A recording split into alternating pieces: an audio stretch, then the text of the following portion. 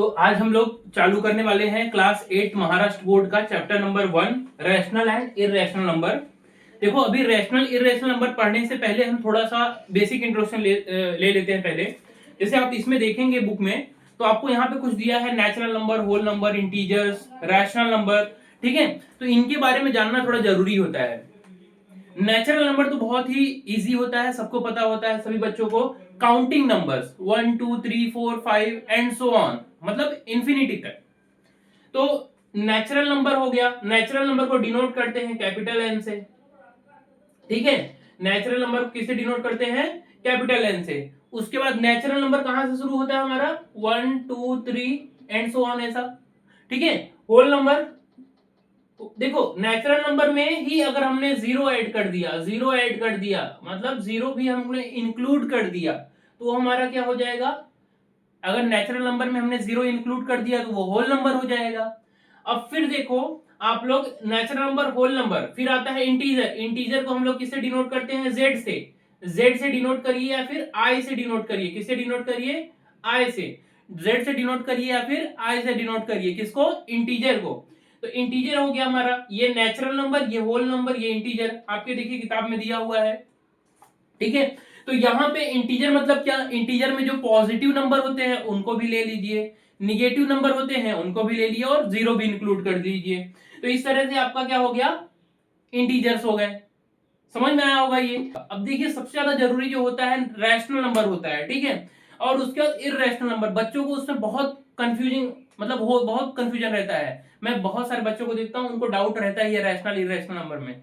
तो हम उसको अच्छे से समझते हैं क्योंकि हमारे चैप्टर का नाम ही है रैशनल और इररेशनल नंबर। तो यहां तक मान के चलते हैं, आपको पता होगा।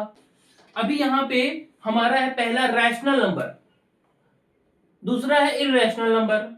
अभी ये ध्यान से समझिए, रैशनल नंबर मतलब क्या? रैशनल नंबर को अगर मैं दो पार्ट में कर दूं, रैशनल नंबर मतलब क्या होता है? Any number in the form of m upon n where n is not equal to 0 और HCF of m and n is 1।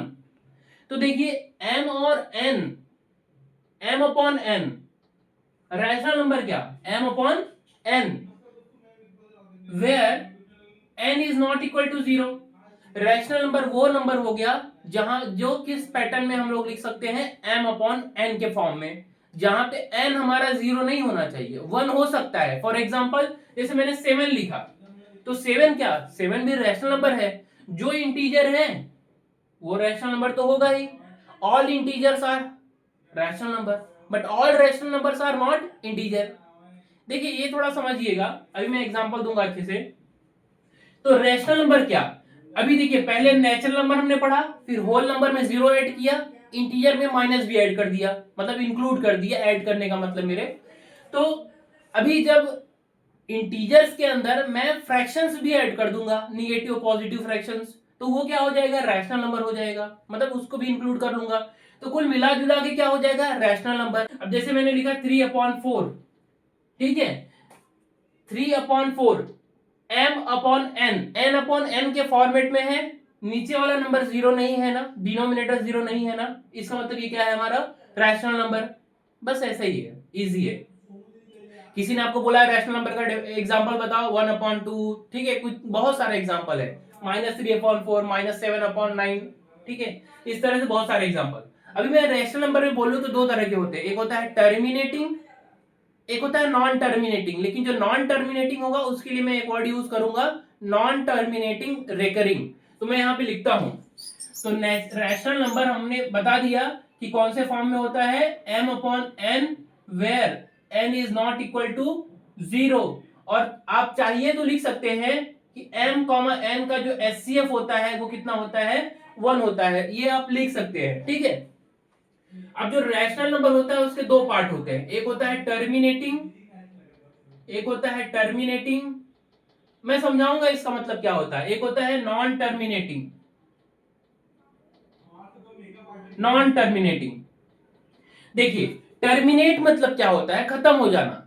तो जो पॉइंट के बाद खत्म हो जाए वो हो गया टर्मिनेटिंग, जो पॉइंट के बाद खत्म ना हो वो हो गया नॉन टर्मिनेटिंग। लेकिन जो पॉइंट के बाद खत्म ना होता हो और उसके ऊपर रिपीट होता हो वही होगा नॉन टर्मिनेटिंग। और उसके लिए एक वर्ड और हम यूज करेंगे, रेकरिंग।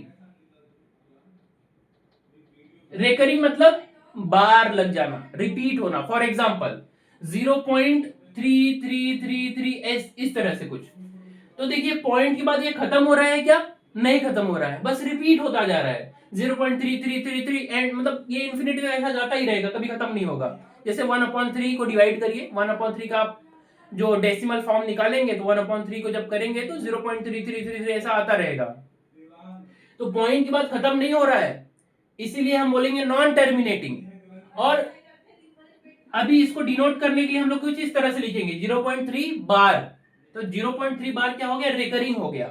ठीक है, 0.3 बार, इससे इस तरह से कुछ डिनोट करेंगे। समझे आप? तो नॉन टर्मिनेटिंग आपको रिकरिंग समझ में आया होगा कि नॉन टर्मिनेटिंग है, पॉइंट के बाद टर्मिनेट नहीं हो रहा है और रिकरिंग आ गया। टर्मिनेटिंग मतलब क्या? जैसे फ्रैक्शन लिखा आपने 1/2, ये भी रैशनल नंबर है, m/n के फॉर्मेट में है। इसको थोड़ा डेसिमल में कन्वर्ट करिए तो 1 को 2 से डिवाइड करिए, 0 बार में गए 1 आ गया, पॉइंट लगाए 0 लगाए 5 10 आ गया, 0.5 आ गया। अब देखिए पॉइंट के बाद क्या हो गया? खत्म हो गया, 0 0 आ गया। पॉइंट के बाद क्या हो गया? टर्मिनेट हो गया, खत्म हो गया। तो वो क्या हो गया? हमारा टर्मिनेटिंग हो गया। तो टर्मिनेटिंग मतलब आपको समझा होगा, जैसे 1/4 हो गया। इसको जब आप करेंगे तो कितना आएगा? सिंपल है, 0.25 आएगा ना। तो 1 को आप करेंगे 4 से 0 जा 1 आया, पॉइंट लगाएंगे कितना आ जाएगा? ये 0। ठीक है, पॉइंट लगाए 0, फिर 2 जा 8 आया, फिर 2 आया, फिर 5 20 आ गया, 0 0। तो 0.25। तो कहने का मतलब पॉइंट पर खत्म हो गया। लेकिन अभी इधर देखिए, मैंने लिख लिया फॉर एग्जांपल 1/7। तो 1/7 को 7 से डिवाइड करिए, 7 0, पहले 0 जा टेबल पढ़ेंगे, 1 आया, पॉइंट लगाया 0 बढ़ाया, 7 1 जा 7, 3 आया। ठीक है, फिर 0 लगाया, यहाँ पे पॉइंट के बाद एक पॉइंट अगर लगा दिया है ना तो एक 0 लगा सकते हैं आप, 2 0 एक साथ में नहीं लगा सकते, उसके लिए फिर 0 जा टेबल पढ़ना पड़ेगा। बहुत से लोगों को इसमें भी गलतियां कर देते हैं। तो 7 4 जा 28, फिर 2 आया, एक 0 लगा सकते हैं, लगा दीजिए, 7 2 जा 14, 6 आया, एक 0 लगा सकते हैं, 7 8 56, 56 कितना आया? 4 आया, एक 0 लगा सकते हैं आप। फिर कितना आएगा? कितना हो जाएगा? 7 5 आ गया। तो देखिए इस तरह से 5 आया, अब 5 के बाद फिर से 0 लगा दीजिए तो कितना आ जाएगा? 50, फिर 7 7 जा 49। ठीक है, 49 में 50 में से 49 गया, 1 आया। तो देखिए 1 जो आया यहाँ पे रिपीट हो गया, 1 रिपीट हो गया कि नहीं? मतलब इसके बाद जो ये हिस्सा आया है ना इतना, ये रिपीट होता रहेगा। फिर से क्या आएगा? 14285 14285 14285। तो हम लोग क्या करेंगे सॉरी, इसके ऊपर बार लगा देंगे। मैं एग्जांपल दे रहा हूं, देखिए कैलकुलेशन अभी मत देखिएगा डिवाइड का, आप इसको बस समझिए, बताना क्या चाह रहा हूं। तो पॉइंट के बाद हमने क्या लगा दिया? बार लगा दिया। पॉइंट के बाद बार लगा दिया, इसका मतलब हो गया ये पूरे के पूरे नंबर जो है ये रिपीट होते रहेंगे, 0.142857। समझा होगा? तो ये देखिए टर्मिनेट पॉइंट पर खत्म हो रहा है क्या? नहीं, खत्म नहीं हो रहा है। वो अभी टेबल पढ़ते जाएंगे तो वो फिर से 1 के बाद फिर से वो आता रहेगा, लेकिन क्या हो रहा है? बार आ जा रहा है, मतलब रिकरिंग आ जा रहा है। तो इस तरह से होता है हमारा नॉन टर्मिनेटिंग रिकरिंग, और टर्मिनेटिंग मतलब जो खत्म हो जाए। ठीक है, ये समझा होगा। अब जिसको ये समझ में आ गया, हम बढ़ते हैं इर्रेशनल नंबर के ऊपर। देखिए इर्रेशनल नंबर मतलब क्या होता है? ऐसा नंबर जो कि पॉइंट के बाद ना ही खत्म हो और ना ही रिपीट हो। इर्रेशनल नंबर मतलब क्या हो गया? पॉइंट के बाद ना ही खत्म हो ना ही रिपीट हो। ठीक है, जैसे हमने रैशनल नंबर में पढ़ा कि टर्मिनेटिंग होता है और नॉन टर्मिनेटिंग रिकरिंग होता है। मतलब टर्मिनेटिंग जो पॉइंट के बाद खत्म हो जाए, नॉन टर्मिनेटिंग रिकरिंग मतलब जो पॉइंट के बाद खत्म ना हो लेकिन रिपीट हो जाए। अब जो पॉइंट के बाद खत्म भी ना हो और रिपीट भी ना हो, ऐसे नंबर को हम लोग कह देंगे इर्रेशनल नंबर। एग्जांपल के लिए मैं बताऊं अगर आपको, तो रूट टू का अगर आप वैल्यू निकालेंगे तो ये पॉइंट के बाद खत्म नहीं होगा और ना ही कभी रिपीट होगा, इसीलिए इसको हम लोग कहते हैं इर्रेशनल नंबर। अब बहुत से बच्चों को, अभी जो क्लास 8 में बच्चे हैं उनको आता है कि अगर भैया पेपर में पूछ लिया कि ये इर्रेशनल है रैशनल, हम कैसे बताएंगे? ठीक है, मैं आपको एक सिंपल सा तरीका बताता हूं कि अगर आपको पेपर में पूछ लिया कि 5 एग्जांपल दो इररेशनल नंबर के, 5 एग्जांपल लिखो इररेशनल नंबर के। रेशनल का तो आप लिख लेंगे, इररेशनल का कैसे लिखेंगे? तो एग्जांपल बताता हूं। प्राइम नंबर पता होगा आपको। प्राइम नंबर क्या होता है? ऐसे नंबर जो कि किससे डिवाइड ना हो, किसी से भी ना डिवाइड हो, बस खुद से और 1 से। जैसे 2 3 5 7 11 13 17, ठीक है, 19 23, इस तरह से जितने प्राइम नंबर है अगर उनको आप रूट में लगा देंगे, स्क्वायर रूट में लगा देंगे, तो उसको ही हम लोग क्या कहेंगे? वो भी प्राइम नंबर ही होता है, मतलब इरेशनल नंबर ही होता है। ये मैंने आपको इरेशनल नंबर का एक छोटा सा हिस्सा बताया। ऐसे इरेशनल नंबर तो बहुत सारे होते हैं, मैं एग्जांपल के रूप में बताया कि प्राइम नंबर आप याद रखिएगा बस। पेपर में अगर पूछा 5 एग्जांपल, तो चलिए लाइए, स्क्वायर रूट बनाया, लिखो 2 लिखो, स्क्वायर रूट के अंदर 3 लिखो, स्क्वायर रूट के अंदर 5 लिखो, स्क्वायर रूट के अंदर 7 लिखो। ये सब के सब क्या है? ये सब के सब हमारे इररेशनल नंबर है। तो इररेशनल नंबर मतलब क्या होता है? Non terminating, non recurring, non terminating, non recurring, point के बाद ना ही टर्मिनेट होना ना ही बार लगना, मतलब रिपीट होना। इस तरह से आपको समझा होगा चैप्टर पहले तो। ठीक है, बच्चे चैप्टर खत्म कर लेते हैं, उनको पता ही नहीं रहता है कि चैप्टर में ये जो इररेशनल नंबर होता है होता क्या है। ठीक है, अभी हम लोग बढ़ते हैं हमारे प्रैक्टिस सेट के ऊपर। तो देखिए यहां पे हमने अभी तक क्या पढ़ा? हमने पढ़ा रैशनल नंबर और इररेशनल नंबर होता क्या है, पहचानते कैसे हैं, उनके कुछ एग्जांपल अगर लिखना रहा तो कैसे लिखेंगे। एक बार मैं क्विकली रिपीट कर देता हूं।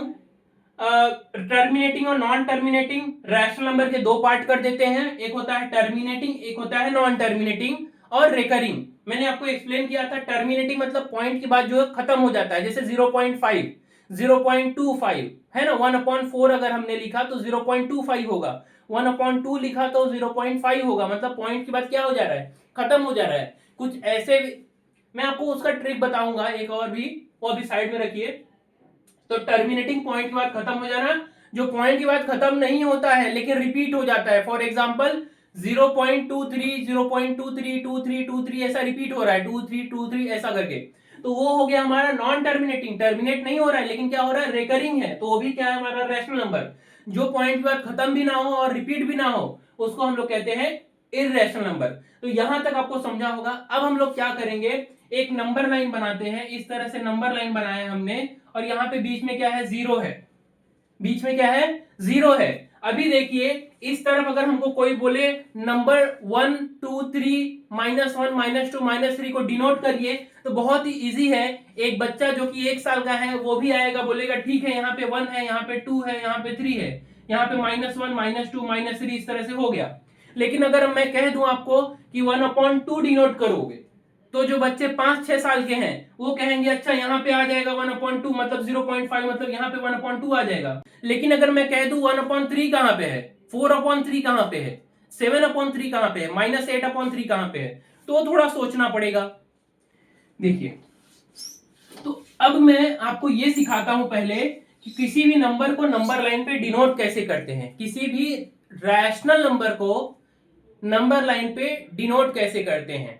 तो देखिए मैं आपको इसका एक सिंपल सा तरीका बताता हूं। आपके बुक में भी क्वेश्चन दिया है कि let us see how to show 7/3, 2/3, -2/3 on a number line. ठीक है, तो यहां पे 2/3 है, -2 ऑन अ नंबर लाइन। चलिए इसी क्वेश्चन को हम लोग करके देखते हैं। तो मैं आपको जो तरीका बताता हूं उसको ध्यान से सुनिएगा, और ये तरीका आपको और कैसा कहीं नहीं सुनने को मिलेगा इस तरह से। तो ध्यान दीजिए, पहले सबसे पहले किस नंबर को नंबर लाइन पे डिनोट करना है उसको मैं यहां लिख देता हूं। तो मुझे जो है 7/3, 7/3, 2/3, -2/3, ये तीन नंबर को हमको नंबर लाइन पे डिनोट करना है। तो सबसे पहले हम लोग क्या करेंगे? एक नंबर लाइन बना लीजिए ऐसा, ये बना लिया। अब हमको क्या करना है कि आप मार्किंग करिए, बीच में कहीं जीरो ले लीजिए। देखिए यहाँ पे माइनस भी है क्या, तो हमें माइनस वाले भी चाहिए। तो मैं यहाँ पे 1 ले लेता हूं, यहाँ पे 2 ले लेता हूं, बीच में थोड़ा जगह छोड़ के रखिए। ठीक है, थोड़ा और इसको अगर बढ़ा दें तो मैं यहाँ पे 3 लिख देता हूं, यहाँ पे -1 लिख देता हूं, यहाँ -2 लिख देता हूं। अब देखिए हमारे जो पहले ये तो सबको करना, ये तो आता ही होगा 1 2 3, ये तो लिखना, इस तरफ 1 2 3 लिख दो, इस तरफ -1 -2, इतना तो सबको आता होगा, ये कोई डिफिकल्ट नहीं है। थोड़ा सा डिस्टेंस ले लीजिएगा उनके बीच में, 0 1 के बीच में, 1 और 2 के बीच में, 2 और 3 के बीच में, ठीक है। अब ध्यान दीजिए, सबसे पहला चीज क्या करना है ना, ये जो डिनोमिनेटर है उसको पकड़ लीजिए, डिनोमिनेटर को पकड़ लो। डिनोमिनेटर कितना है, 3 है। जितना डिनोमिनेटर होगा उतने हम पार्ट्स करेंगे, जितना डिनोमिनेटर होगा उतने हम क्या करेंगे, पार्ट्स करेंगे। किसके पार्ट्स, ये इनके बीच में। तो देखिए इनके बीच में अभी कितना है, सिर्फ एक ही है ना, इसको कितने पार्ट में करना है, 3 पार्ट। तो ये कर दिया 1 पार्ट, ये कर दिया 2 पार्ट, और ये तीसरा पार्ट। तो एक यहां से यहां तक, ये दूसरा, ये तीसरा, कितने पार्ट हो गए, 3 पार्ट। ऐसे ही सभी के 3 पार्ट कर दीजिए। इसके बीच में भी 1 पार्ट, ये 2 पार्ट और ये तीसरा, मतलब 2 डॉट बनाएंगे तो 3 पार्ट हो जाएंगे। तो यहाँ पे भी मैं क्या करता हूँ, 3 पार्ट कर देता हूं, यहां पे भी 3 पार्ट कर देता हूं, 1 2 3। तो 3 पार्ट मैंने सभी के कर दिए। तो जितना डिनोमिनेटर है उतने पार्ट्स करेंगे, जितने डिनोमिनेटर है उतने पार्ट्स करेंगे। तो पार्ट्स कर लिया हमने। जैसे ही पार्ट्स कर लिया आपने, अब क्या करना है, अब आपको न्यूमरेटर को पकड़ना है। न्यूमरेटर कितना है पहले का, 7। 0 से 7 काउंट करिए, इनको इंक्लूड करना है, छोटे छोटे जो पॉइंट्स हमने बनाए हैं ना उनको भी काउंट करना है। काउंट करिए, 1 2 3 4 5 6 7। तो यहां पे 7 आया, ऑलरेडी हमने पार्ट्स कर दिया, तो ये हो गया हमारा 7/3। समझा, पहले पार्ट्स करना है फिर 0 से काउंट करना है, पहले पार्ट्स करना है फिर 0 से काउंट करना है। तो ये हो गया 7/3। अब 2/3 पॉजिटिव है, तो 1 2, ये हो गया हमारा 2/3। -2/3 लेफ्ट साइड में आइए, 1 2, ये हो गया हमारा कितना, -2/3।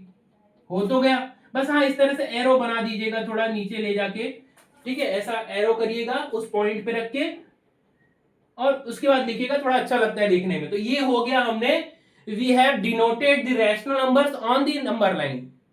ठीक है, ये इजी है, समझा आपको, ऐसे ही क्वेश्चन आएगा। अब अगर फ्रैक्शन में 5 है तो 5 पार्ट्स करेंगे, फ्रैक्शन में 4 है तो 4 पार्ट्स करेंगे। अब बच्चों को कंफ्यूज करने के लिए पेपर में क्वेश्चन कैसा आता है, उनको कंफ्यूज करने के लिए क्वेश्चन किस तरह से देंगे, इस तरह से 1/2 दे देंगे, और इधर 3/4 7/4 दे देंगे। अब बताइए, यहां पे तो 2 है लेकिन यहां पे 4 है, तो सिंपल सी बात है ना, आप क्या करिए, इसको 2 से मल्टीप्लाई कर दीजिए। आपने पढ़ा है इक्विवेलेंट फ्रैक्शन, मतलब अगर किसी फ्रैक्शन को न्यूमरेटर और डिनोमिनेटर में सेम नंबर से मल्टीप्लाई किया जाए तो कोई फर्क नहीं पड़ता है। तो मैं क्या करता हूं, न्यूमरेटर को भी 2 से मल्टीप्लाई करता हूं, डिनोमिनेटर को भी अगर 2 से मल्टीप्लाई करूं तो कोई फर्क नहीं पड़ेगा। तो 2 1 जा 2, 2 2 जा 4। तो 1/2 दिखाने का ही मतलब है 2/4। रिड्यूस करेंगे तो फिर से 1/2 आएगा, क्योंकि हमको फ्रैक्शन का जो ये डिनोमिनेटर है उसको सेम करना था, ताकि हमारा ये इजी हो हमारे लिए, इसलिए हमने क्या किया, इसको समझने के लिए बना दिया ऐसा 2/4। अब तो बना लेंगे, 4 पार्ट्स करिए, एक हो गया 3, 0 से 3 काउंट करिए, एक 0 से 7, एक 0 से 2, इजी है। लेकिन हाँ ये याद रखिए, जब डिनोट करने लगेंगे तो 1/2 ही लिखिएगा, 2/4 मत लिखिएगा, ठीक है, ये समझा होगा आपको। तो मेरे हिसाब से नंबर लाइन पे किस तरह से रैशनल नंबर को डिनोट किया जाता है ये सभी को समझ में आया होगा। ऐसे ही बहुत सारे ट्रिक आपको मैं बताने वाला हूं, हर क्वेश्चन में, हर चैप्टर में अच्छे से अच्छा ट्रिक बताऊंगा, कि एक बच्चा जो है जिसको मैथ अच्छा नहीं भी लगता है ना, वो भी सोचेगा कि यार मैथ मेरा फेवरेट सब्जेक्ट है। ठीक है, वीडियो को पूरा ध्यान से देखिएगा। अब हम लोग बढ़ते हैं अगले क्वेश्चन पे। तो चूंकि देखिए पहला जो प्रैक्टिस सेट है आपका, पहला जो प्रैक्टिस सेट है, इसमें अगर आप ध्यान देंगे तो पहला क्वेश्चन क्या है, पहला क्वेश्चन यही है जो हमने अभी तक किया। Show the following numbers on a number line, draw a separate line for each example. Separate line बनाना है ईच एग्जाम्पल के लिए। तो पहला एग्जाम्पल क्या है, 3/2, 5/2, 3/2, ठीक है, अच्छा -3/2। तो कितने पार्ट्स करेंगे, 2 पार्ट्स करेंगे, ठीक है, 3/2, 5/2, -3। तो ये तो इजी है। फिर देखिए यहाँ पे डिनोमिनेटर कितना है, 5 5 5, इजी है। डिनोमिनेटर 8 8, ये भी इजी है। यहाँ पे डिनोमिनेटर 10 10 है ना, कर लेंगे कि नहीं? जहां पे डिनोमिनेटर 10 है वहां पे 10 पार्ट्स करेंगे। तो थोड़ा ध्यान रखिएगा एक चीज का, वो क्या है कि जब पार्ट्स करने लगेंगे ना, जब डिनोमिनेटर 10 हो जाए 12 हो जाए, ऐसे केस में ना 0 और 1 के बीच में थोड़ा ज्यादा जगह लेना। 0 और 1 के बीच में, 1 और 2 के बीच में, 2 और 3 के बीच में थोड़ा ज्यादा गैप लीजिएगा। जब डिनोमिनेटर 10 या 12 होगा ना, तो आपको बहुत ज्यादा नंबर दिखाना जरूरत नहीं पड़ेगा, 1 2 सफिशियंट रहेगा। तो 0 1 के बीच में ज्यादा जगह ले लीजिएगा, ताकि वो ना मतलब एकदम ऐसा ना लगे कि आपने उसी में घान कर दिया है पूरा। तो अच्छे से बनाइएगा इसको। 10, अगर मुझे 10 पार्ट्स करने हैं 0 से 1 के बीच में, तो मैं 9 डॉट्स ड्रॉ करूंगा। या फिर ऐसे पार्ट्स ही काउंट करिए ना, एक पार्ट, 2 3 4 5 6 7 8 9 और ये 10, 1 2 3 4 5 6 7 8 9 10 11 हो गया। तो मैं एक कम कर देता हूं यहाँ पे। ठीक है, इस तरह से काउंट कर लीजिएगा प्रॉपरली, ताकि वो मिस्टेक ना हो उसमें। तो अब यहाँ पे देखिए 1 2 तीसरा पार्ट, ये चौथा पार्ट, ये 5 6 7 8 9 10, टोटल 10 पार्ट्स हो गए। अभी इस तरफ अगर बना लेंगे, इधर भी 10 कर दीजिए, तो -1 आएगा। इस तरफ 1, इस तरफ -1। अब इसके अंदर दिखा दीजिए जो भी है काउंट करके। तो बहुत ही इजी है, टफ नहीं है कुछ भी। तो पहला प्रैक्टिस सेट तो मुझे लगता है मैंने पूरा एक्सप्लेन ही कर दिया। प्रैक्टिस सेट में, पहला प्रैक्टिस सेट में जो क्वेश्चन नंबर 2 है उसको देखिए थोड़ा सा। क्या है क्वेश्चन? क्वेश्चन है observe the number line and answer the question. बोला है observe the number line and answer the question. देखिए यहां पे आपको ए बी सी डी कुछ दिया हुआ है, और साथ में आपको यहाँ पे कुछ पॉइंट दिए हैं। जैसे आप देखिए 0 है यहाँ पे 1 है, यहाँ पे 2 है, यहाँ पे 3 है, फिर माइनस है, -2 है, -3 है।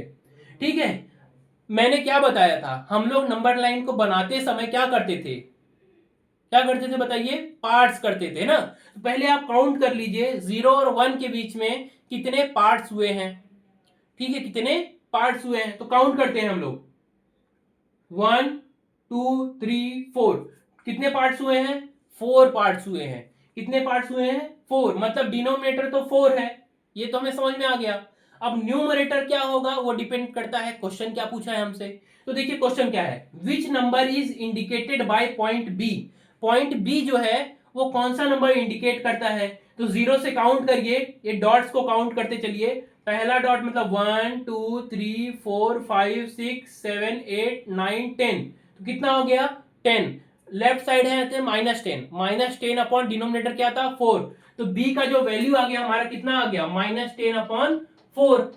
लेकिन इसको आप रिड्यूस कर सकते हैं, -10 अपॉन 4 का रिड्यूस करेंगे तो 2 से डिवाइड करिए, 2 5 10, 2 2 4, तो आ गया -5 अपॉन 2। मतलब -5 अपॉन 2 जो है वो कौन सा पॉइंट डिनोट करता है? बी डिनोट करता है।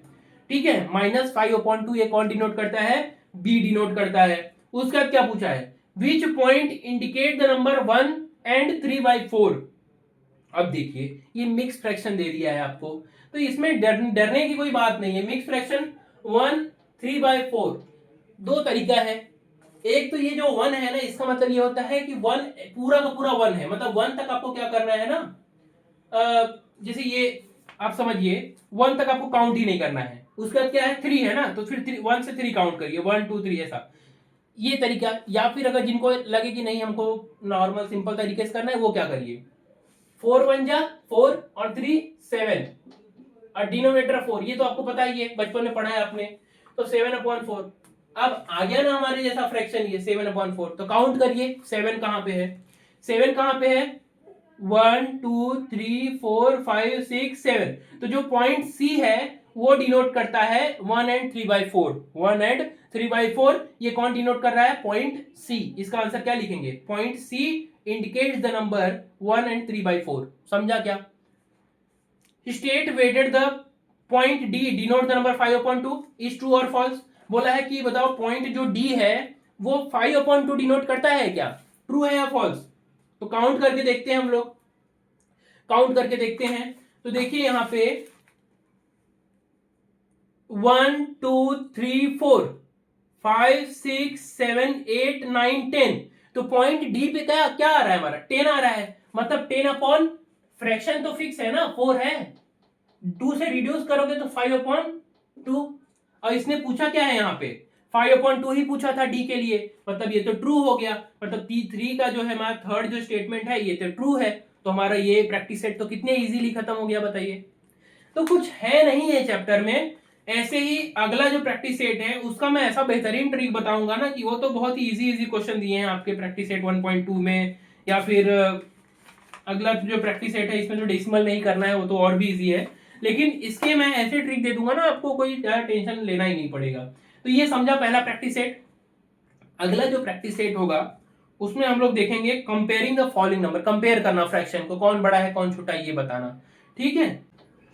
रैशनल और irrational number practice set 1.2, practice set 1.2 Maharashtra board class 8, class 8 का महाराष्ट्र बोर्ड प्रैक्टिस सेट 1.2 को हम लोग पढ़ने वाले हैं। इसमें दिया है कंपेयर द फॉलोइंग नंबर।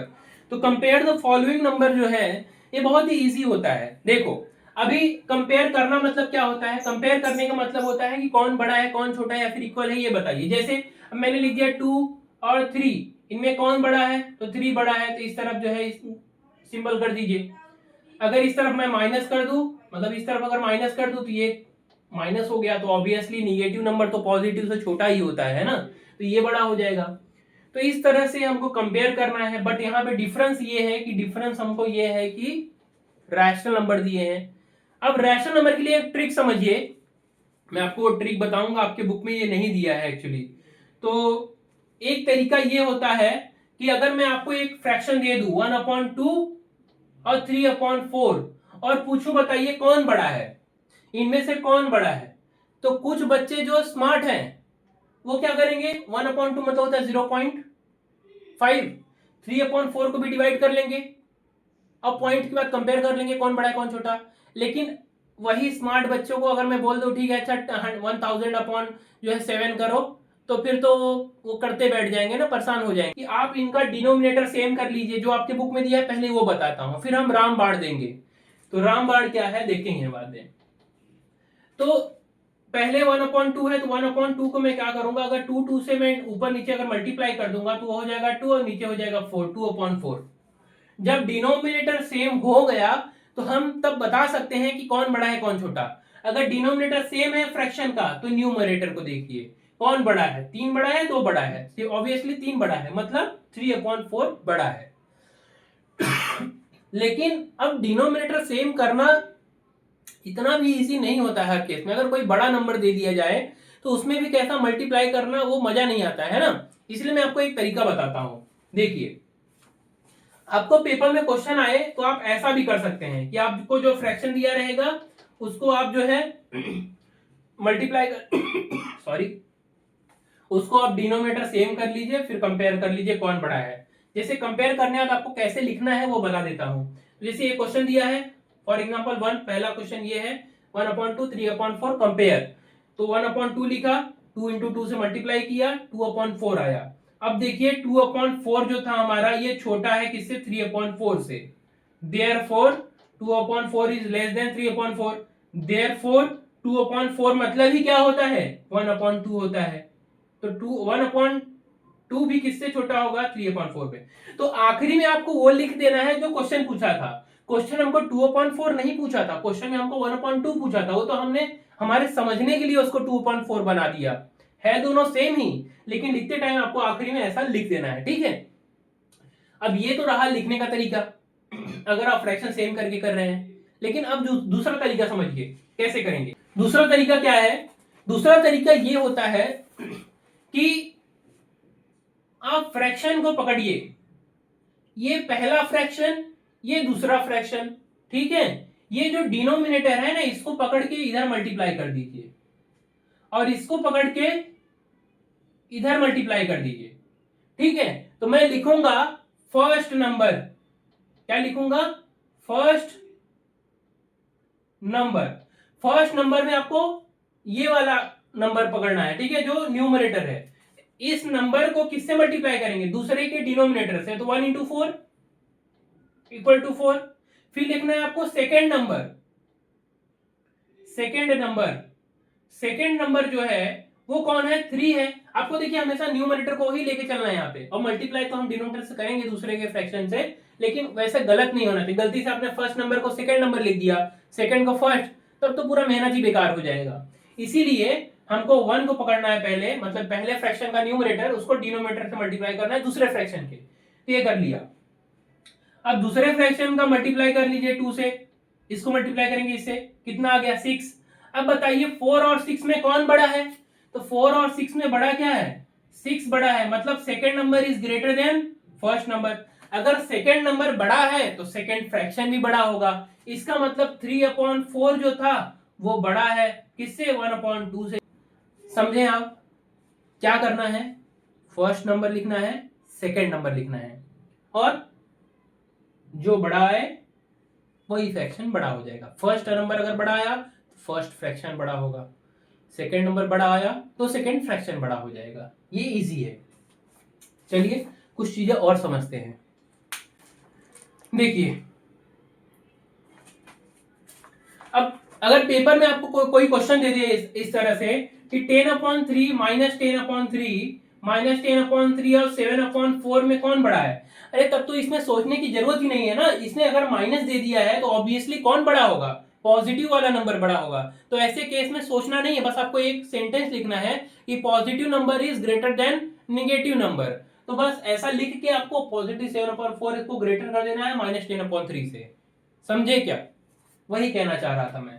अब चलिए मैं एक चीज और करता हूं कि अब दोनों को माइनस लगा देता हूं। अगर दोनों को मैं माइनस लगा दिया तो फिर कौन बड़ा है? अब देखिए, हर बार मैं लिखूंगा नहीं, एक बार लिखने का तरीका आपको बता दिया ना। तो अब समझिए सिर्फ क्वेश्चन को, ताकि ज्यादा से ज्यादा जो है टॉपिक कवर हो सके कम समय में। तो 4 का मल्टीप्लाई 10 से ना, पहले वाले नंबर को पकड़िए, फर्स्ट नंबर 4 इंटू 10 मतलब 40 हो गया। 3 इंटू 7 कितना हो गया? 3 इंटू 7 कितना हो गया? 21। अब बताइए, यहां पे -40 है, यहां पे -21 है, कौन बड़ा है? आपको ये बात पता होगा कि जो निगेटिव, मतलब अगर हम लोग माइनस की बात करते हैं तो जो नंबर बड़ा होता है वो छोटा हो जाता है ना। तो बड़ा कौन हो जाएगा? -21 हो जाएगा। कौन बड़ा हो जाएगा? -21 बड़ा हो जाएगा। तो -40 ये छोटा है, ये बड़ा है। अगर ये -40 छोटा है तो ये फ्रैक्शन भी छोटा हो जाएगा। इस तरह से आप कर सकते हैं फर्स्ट नंबर सेकंड नंबर निकाल के। तो बहुत ही इजी है। एक क्वेश्चन दिया है 8/7 आपके बुक का है और 0।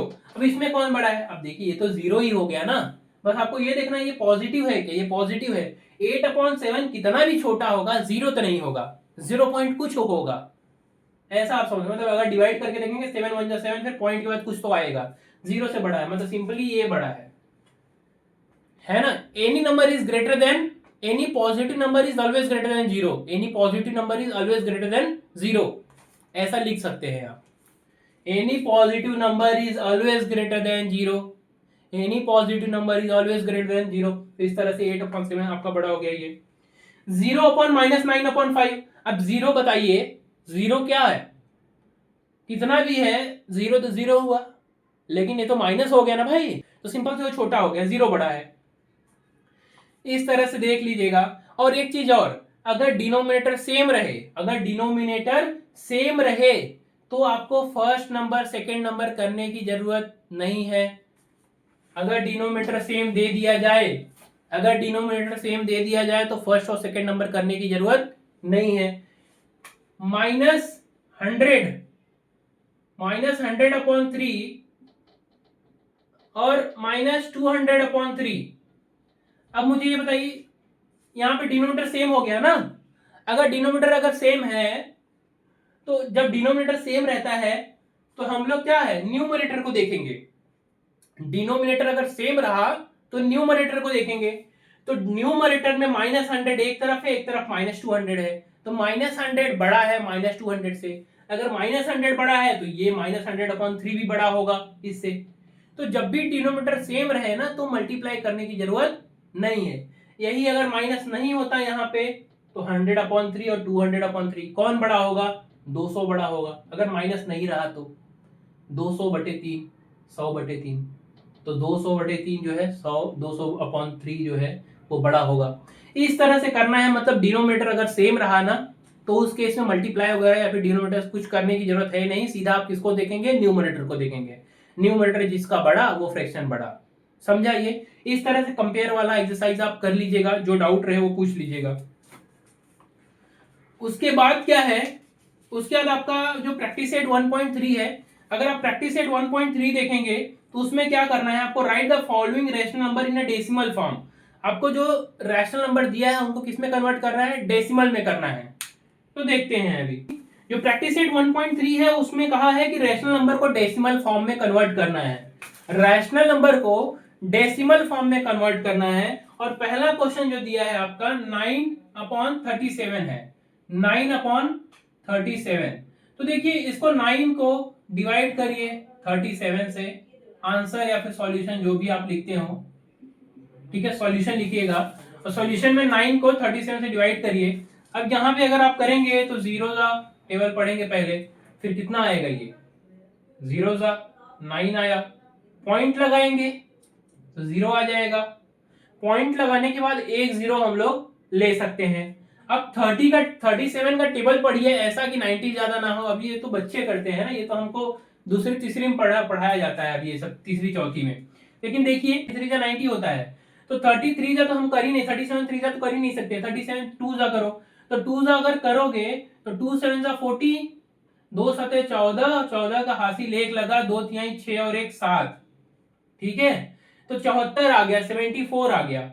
अब 90 माइनस 74 करेंगे तो कितना आएगा, 10 में से 4 गया 6 आया, और यहाँ पे 8 में से 7 गया तो 1 आया, 16 आ गया। पॉइंट लगाए हैं तो एक 0 बढ़ा सकते हैं, पॉइंट लगाए हैं तो एक 0 लगा सकते हैं। अब 37 का टेबल पढ़ के देख लीजिए, यहाँ पे 37 का 5 से मल्टीप्लाई करेंगे अगर, तो 5 7 35 और 5 3 15 और 3 15 3 18, ये तो ज्यादा हो जा रहा है। 4 से करके देखिए, 4 7 28 और 4 3 12 और 2 14, 14 है ना। 4 7 देख लीजिएगा, कर लीजिएगा, ठीक है। 4 जा 148, कितना आया यहाँ पे 12 आ जाएगा, है ना। 160 में से 148 माइनस करेंगे तो 12 आ जाएगा। अब फिर 0 1 लगा सकते हैं। 37 का टेबल 3 टाइम्स करिए, 3 टाइम्स की करेंगे कितना आएगा, 3 7 जा 21, अब 3 3 जा 9, 3 7 जा 21, अब 3 3 जा 9 और 2, 9 और 2 11, ये तो 111 आ रहा है ना।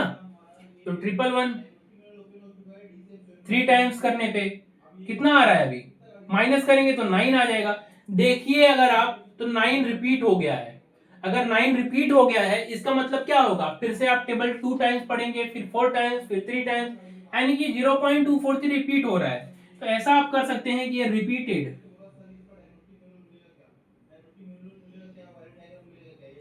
तो देयरफॉर जो हमारा डेसिमल फ्रैक्शन आया वो क्या हो गया, 9/37 जो था वो आ गया 0.243, और इसके ऊपर क्या लगा देंगे, ऐसे डॉट डॉट डॉट, मतलब रिपीट हो रहा है 0.24 बार, 0.243 बार।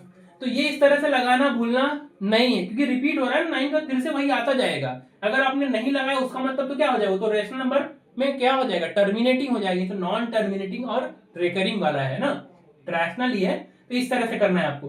तो बाकी क्वेश्चन आप कर सकते हैं, जिसमें माइनस लगा है ना, माइनस जिसमें लगा है उसको कैसे करना है, सेम इसी तरह से करना है। मैं थोड़ा लिखने का तरीका अलग बताता हूं, कैसे मैं लिखता हूं।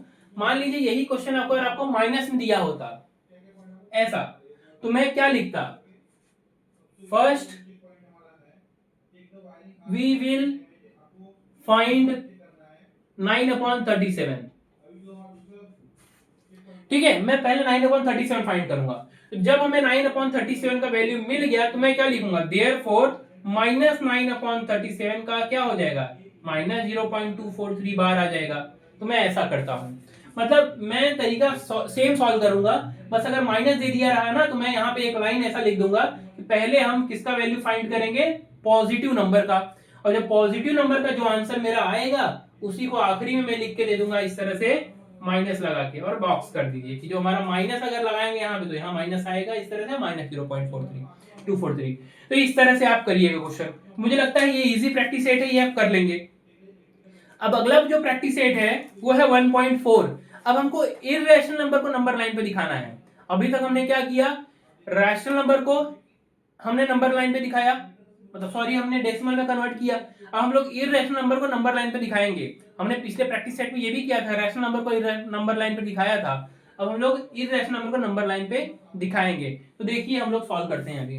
देखिए प्रैक्टिस सेट 1.4 में आपको क्या बोला है कि the number √2 is shown on a number line, steps are given to show √3। अभी अच्छा आप देखेंगे तो इसमें √2 ऑलरेडी आपको शो करके दिया हुआ है और आपको बोला है कि √3 बताइए।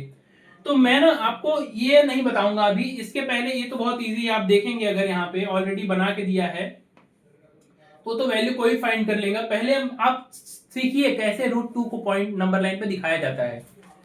तो देखिए √2 को कैसे नंबर लाइन पे हम लोग बताते हैं। आपको क्या करना है कि सबसे पहला स्केल से, देखिए अब यहाँ पे ना थोड़ा सा ध्यान रखने वाली बात है कि स्केल से आपको ना एक नंबर लाइन ऐसा बना लेना है। यहाँ पे 0 है, ठीक, यहाँ पे 1 है मान लीजिए, सॉरी यहाँ पे 1, मैं 2 लिख रहा हूं, बताइए 1। अब एक चीज समझिए आप थोड़ा सा, √2 मतलब होता क्या है। इस तरफ मैं लिखता हूं स्टार्टिंग से √1 √2 स्क्वायर रूट ना, स्क्वायर रूट है ये, सिर्फ रूट नहीं बोलते हैं, स्क्वायर रूट बोलते हैं, बट अभी मैं शॉर्टकट में रूट बोल रहा हूं ऐसा। √1 √2 √3 √4 √5 √6 √7 √8 और √9 एग्जाम्पल के लिए लिखा हूं ये। तो √1 का मतलब तो 1 होता है, फिर √2 का मतलब ये √4 का मतलब 2 होता है, फिर ये इसका मतलब 3 हो गया। अब आप देखिए इस तरफ ये नेचुरल नंबर है हमारे 1 2 3, और 1 और 2 के बीच में कितने हमारे जो स्क्वायर रूट वाले ऐसे नंबर आए, √2 और √3।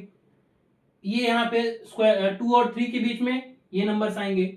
ये इसलिए बता रहा हूं मैं आपको ताकि जब भी आपको कोई बोले कि हमें √8 दिखाइए नंबर लाइन पे, तो आपको जो ग्राफ वो बनाना होगा जैसा बुक में बना के दिया हुआ है इस तरह से कुछ, ये वाला। ये आपको अगर कोई बोले रूट आपको 8 बनाना है तो आप डायरेक्ट एक काम कर सकते हैं, 2 से लिखिए, 2 से चालू करिए और यहाँ पे √8 भी आप लेके तब कर सकते हैं ऐसा, ठीक है। और कोई अगर बोल दे √10 बताइए, √10, तो √10 अगर बोल दे तो √9 मतलब क्या होता है, 3 होता है, मतलब यहाँ 2 और यहाँ 3 के जस्ट बाद क्या आएगा, √10 आएगा। मतलब आपको क्या करना है कि √10 3 से बनाना है आपको, इसलिए मैं ये समझाया आपको। अभी ये समझ में आता होगा। अभी हमको √2 बताना है, जस्ट 1 के बाद आता है वो। तो देखिए आपको क्या करना है, आपके स्केल में 2 सेंटीमीटर का डिस्टेंस लीजिए, 2 सेंटीमीटर या फिर 3 सेंटीमीटर जितना जगह हो। 2 सेंटीमीटर का मतलब ये नहीं है कि आपको यहाँ पे 2 लिखना है, 1 ही लिखना है, हम उसको एक यूनिट कंसिडर कर रहे हैं। 2 सेंटीमीटर को हम लोग क्या कंसिडर कर रहे हैं, एक यूनिट कंसिडर कर रहे हैं, ताकि थोड़ा ना ग्राफ हमारा ये देखने में अच्छा लगे। नहीं तो क्या अगर 1 सेंटीमीटर का डिस्टेंस ले लेंगे ना तो अच्छा नहीं लगता है देखने में, उसमें मतलब गोबर बन जाता है एकदम से। अभी देखो 0 1 अगर करेंगे तो हमें क्या बनाना है, √2 बनाना है। तो आपको क्या करना है, जितना डिस्टेंस यहाँ पे 0 और 1 के बीच में लिए हैं, जितना डिस्टेंस 0 और 1 के बीच में लिए हैं उतना ही डिस्टेंस ऊपर भी लीजिए, उतना ही डिस्टेंस ऊपर भी लेना है। जितना डिस्टेंस 0 और 1 के बीच में लिया है उतना ही डिस्टेंस ऊपर की तरफ भी ऐसा लेना है, ठीक है। उसके बाद आपका जो राउंडर होता है ना, राउंडर को यहाँ पे रखिए, पिन पॉइंट को, पेंसिल पॉइंट को यहाँ पे, और एक आर्क आपको कट करना है इस तरह से, ठीक है। यहाँ पे 0 पे ये पॉइंट पे रखिए और यहाँ से एक आर्क कट करना है, तो इस तरह से कुछ आर्क कट होगा, और ये जो आर्क कट होगा ये आपको दे देगा 0, ये √2 दे देगा। अब ये √2 क्यों है, कैसे आया ये, इसको हम पाइथागोरस थ्योरम से पता करेंगे। तो यहां से मैं एक लाइन ऐसा बनाता हूं, ठीक है, यहां से मैं एक ये बनाता हूं लाइन, और ये हो गया हमारा 90 डिग्री। तो अगर मैं इसका नामकरण कर दूं तो जैसे ये ए हो गया, ये बी हो गया और ये सी हो गया, ठीक है, ये सी हो गया। और यहां पे कुछ भी एक मैं लिख दूं, जो भी लिखना है जाने दीजिए, भी रहने देता हूं। तो ए बी, आपको पता होगा पाइथागोरस थ्योरम, ये अगर ये 90 डिग्री है तो 90 डिग्री के अपोजिट साइड जो होता है हाइपोटेनियस होता है। तो हाइपोटेनियस का square equal to side 1 square plus side 2 square, hypotenuse का square equal to side 1 square plus side 2 square. बहुत बच्चे इसको भी ऐसा भी कहते हैं कि जो हाइपोटेनस है इसका स्क्वायर इक्वल टू बेस का स्क्वायर प्लस हाइट का स्क्वायर, चाहे कुछ भी लिखिए बात वही है, ठीक है। Side 1 square plus side 2 square. अब देखिए यहां से यहां तक का डिस्टेंस हमको निकालना है, मतलब ए बी का वैल्यू हमको निकालना है। A B square equal to B C square plus A C square. अब किताब में थोड़ा अलग तरीके से यहाँ पे ए सी लिखा रहेगा, ये तो वो सब कोई फर्क नहीं पड़ता, आप जैसा लिख रहे हैं वैसा करिए। By PGT, Pythagoras theorem. यहां पे लिख लीजिएगा in triangle A B C angle A C sorry B C A या फिर ए सी बी दोनों चलेगा, इक्वल टू कितना है 90 डिग्री।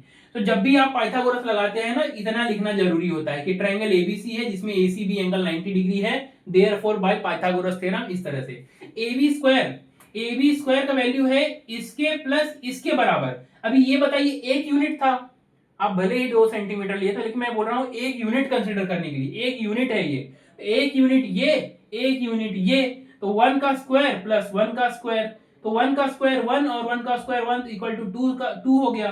और ये ए स्क्वायर है, taking square root on both side, तो ए स्क्वायर का हट जाएगा स्क्वायर, तो ये बी और यहाँ पे स्क्वायर रूट लग जाएगा। तो ए बी का वैल्यू क्या आ गया √2।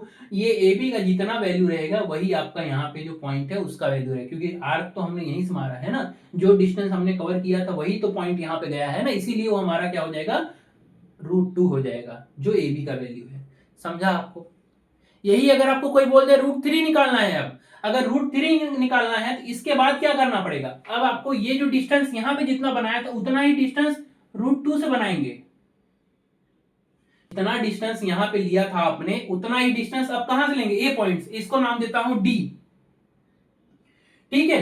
अब आपको क्या करना है, सेम करना, मतलब वही डिस्टेंस आपको यहां पे पिन पॉइंट रखना है, अब यहां पे आर्क रखना है। अब आर्क को आपको इस तरह से कुछ लेके जाना है, यहां पे इस तरह से, ये √3 मिल जाएगा आपको। अगर आपको फिर से बनाना रहा तो यहां पे फिर से खींचिए इसको और फिर से आर्क मारिए, समझा, √4 मिलेगा। लेकिन √4 तो मतलब हमको पता है 2 होता है, तो वो बनाने के लिए पेपर में नहीं आएगा, समझे आप, इस तरह से। अब आपको बोलेंगे √3 है, ये प्रूफ करो, तो ट्रायंगल कौन सा है, देखिए अगर आप, मैं इसको नाम दे दूं ई, नाम दे दूं इस पॉइंट को ई अगर नाम दे दूं, तो मैं डायग्राम को थोड़ा इधर बनाता हूं, उसी चीज को यहां बनाता हूं। देखिए यहां पे ये 0 था, ये आपका पॉइंट क्या था डी, यहाँ पे पॉइंट टी दे देता हूं, 0 है यहाँ पे, ये 0 था, इसको मैं ए दिया हूं नाम, ये है डी है नाम, ये 0 है। यहां से आपका ये डॉटेड लाइन यहाँ पे ऐसा गया है और यहाँ पे इस तरह से आया है, और ये जो पॉइंट आया है यहाँ पे √3 आया था, ठीक है, ऐसा ही कुछ है। ये यहां से यहां तक की वैल्यू हमको निकालना है। देखिए अब हमको यहां से यहां तक की वैल्यू निकालना है, लेकिन हमको तो पता है ये तो दूरी √2 है ना, ये दूरी कितना है, ये दूरी तो √2 है।